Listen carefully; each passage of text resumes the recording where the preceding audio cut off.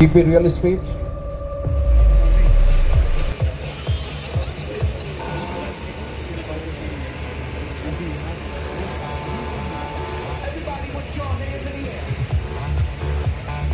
इसके बाद रिक्वेस्ट करूंगा मिस्टर रियाज हुसैन जी। अस्सलाम वालेकुम। मुल्तान की अवाम का बहुत शुक्रिया प्रोग्राम में आए, और उसके बाद इरफान वाहिद साहब का बहुत शुक्रिया कि वो इतना बड़ा ब्रांड साउथ पंजाब की अवाम के लिए लेके आए, और उसके बाद इनकी टीम मोइन भाई, सैयद दूर हुसैन साहब, इनका बहुत शुक्रिया जो इस लेवल पर काम कर रहे हैं और हमें सोने नहीं दे रहे, और काफ़ी वर्किंग के लिए इनकरेज करके आप काम करें।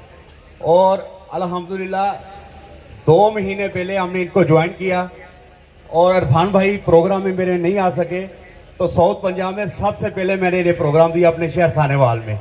तो 1000+ लोग आए, बहुत अच्छा रिस्पॉन्स रहा। आज वो लोग इधर भी मौजूद हैं, उन सब का भी शुक्रिया, और GFS का खुसूसी शुक्रिया।